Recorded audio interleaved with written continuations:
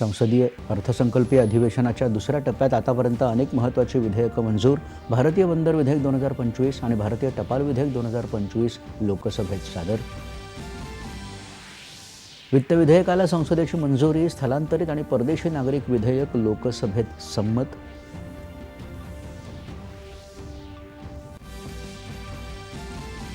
भारत आणि जपान दरम्यान आर्थिक सहकार्य वाढवण्यासाठी पंतप्रधान नरेंद्र मोदी यांची नवी दिल्लीत जपानच्या उच्चस्तरीय शिष्टमंडळासोबत व्यापक चर्चा.